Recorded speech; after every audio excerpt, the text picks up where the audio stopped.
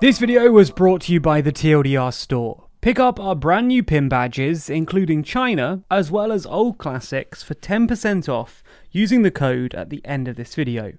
So odds are that by this point you've probably had at least one vaccine, and if you haven't, you ought to get on it. But it's also likely that you've had one of the big ones: Pfizer, AstraZeneca, Moderna, or Johnson & Johnson. There are others out there though, like China's, which they rather hope to get into more arms, maybe even yours. That's because China was hoping to use their vaccines as a form of soft power, a diplomacy power play if you will.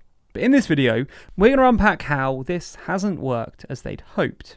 People do want vaccines though, and badly. As we're now getting into the second year of the coronavirus pandemic, many countries are looking to not only save the lives of their citizens, but to release the restrictions on them and their economies, which have dominated lives for the last year and a half. To do this, they need a vaccine.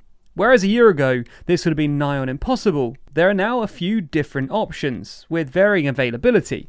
Western countries have opted for, Western vaccines. The UK has currently approved the 4 vaccines I mentioned earlier: Pfizer, AstraZeneca, Moderna, and Johnson & Johnson. The US has approved Pfizer, Moderna, and J&J. Relatively speaking, these vaccines have high efficacy rates. According to the ONS, the Pfizer vaccine is 78% effective against the Alpha variant and 80% effective against the Delta variant. The ONS also claims that the AstraZeneca vaccine is 79% effective against the Alpha variant and 67% effective against the Delta variant. It's also important to point out that these vaccines have been put through stringent clinical trials, with a huge number of scientists looking into data and ensuring that the vaccines are as effective as they say they are. That's why so many of these vaccines have been ordered by countries around the world. In fact, the Pfizer vaccine is the most ordered vaccine in history, with nearly 5.5 billion doses ordered. Moderna also has a huge number of doses ordered, at about 2.5 billion, and AstraZeneca has just over 1 billion doses ordered. However, while Western vaccines seem to get ordered a lot, it's fair to say that these have mainly been for other Western nations. The largest agreement signed by Pfizer for distribution of their vaccines has been with the European Commission, which accounts for about 2.4 billion doses, leading some to claim that the West is hoarding their own vaccines, an argument that's only strengthened when you consider the UK has purchased enough vaccines to jab each of their citizens 5 times. Anyway, in a video about Chinese vaccines, you're probably wondering why we've opened by taking a look at the state of vaccines in the West. Well, firstly, it's to provide a point of reference, and secondly, it's so we can compare the West's vaccine hoarding to China's, antithetical approach. China has 2 leading vaccine producers, Sinovac and Sinopharm. The main difference between these and the Western vaccines is the method by which they provide immunity. The Pfizer and Moderna vaccines use a new mRNA approach, whereas the Chinese vaccines are more old school and basically work by injecting dead viral particles into the body. Compared to the Pfizer and Moderna vaccines, this traditional approach is far easier to store and transport, making it also easier to deploy in less developed countries. However, they are less effective. According to WHO, the Sinovac vaccine prevented symptomatic disease by 51%, and the Sinopharm vaccine is more effective at 79%. However, the Sinopharm data has been criticised, as many of the participants were under 60. In fact, the average age in the cohort was 31. As the coronavirus affects older people more, the younger age group tested means that the vaccine will likely look more effective than it really is. According to Dr. Kim Mulholland, the Sinopharm vaccine is likely closer to 50% efficacy, based on data from the Seychelles, making the efficacy of the two more comparable. It's also important to point out that China is being criticised by the Council on Foreign Relations for not publicly releasing any of their clinical trials.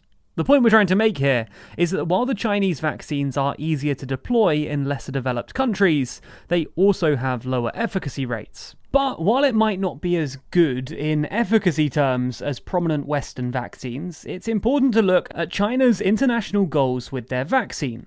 As we demonstrated earlier, the West appears to have made some very good vaccines, and then, well, broadly kept them for themselves. By contrast, China seems to have made vaccines that aren't as good, but then tried to offer them to as many countries as possible. So far, they've offered about 1 billion doses to more than 45 countries. Sinovac and Sinopharm have claimed that between them, they're able to produce 2 billion vaccine doses per year. The logic behind China's stance on shipping vaccines overseas is twofold.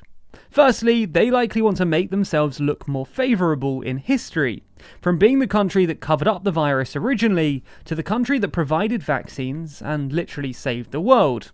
And secondly, vaccines can be used as a soft power, or a way to influence other countries. For example, Singapore has a vested interest in the South China Sea dispute. So China sent over its Sinovac vaccine, which will likely make relations between the two a little cozier, just in case the coziness is required for future disputes. Other countries that have relied on China's vaccines include Thailand, Indonesia, Bahrain, and the UAE. Unfortunately for China though, their plan to become a hero in the history books and make a bunch of new friends didn't really work out as well as they hoped. As we explained earlier, China's vaccine, despite China's claims, doesn't appear to be all that good. That isn't to say that it isn't safe, or doesn't reduce the chances of infection from the coronavirus, it's just comparatively not as good as the other vaccines. And the countries who are receiving the vaccine seem to have noticed. In Thailand, for example, the official policy has changed from offering citizens 2 doses of the Sinovac vaccine to offering citizens a mixture of the Sinovac vaccine and the AstraZeneca vaccine. Additionally, those who have already had both doses of Sinovac will be offered a different vaccine as a booster jab. And Thailand isn't the only country trying to rectify their early decision of inoculating their citizens with the Chinese vaccines. Indonesia is also trying to course correct by offering Moderna booster shots to healthcare workers who have been given 2 doses of Sinovac. And Bahrain and the United Arab Emirates have also opted to offer Pfizer vaccines to those fully vaccinated with the Sinopharm vaccine. In fact, some countries are plainly refusing to accept China's vaccine.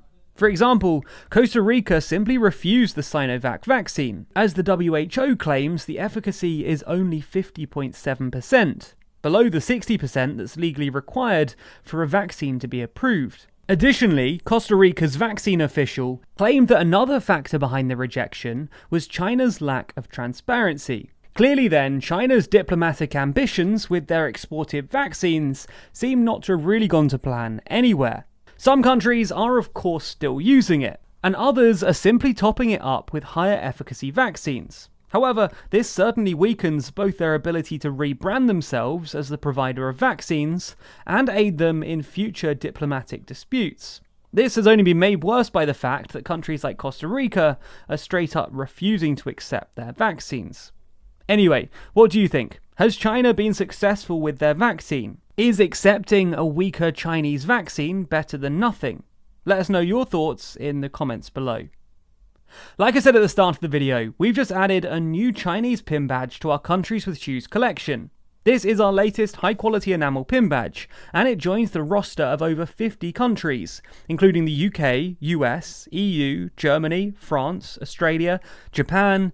You get the point, we've got a lot of them. Represent your country or ones you've visited by picking up our pin badges, and you can secure 10% off with code VACCINE. Thanks for your support.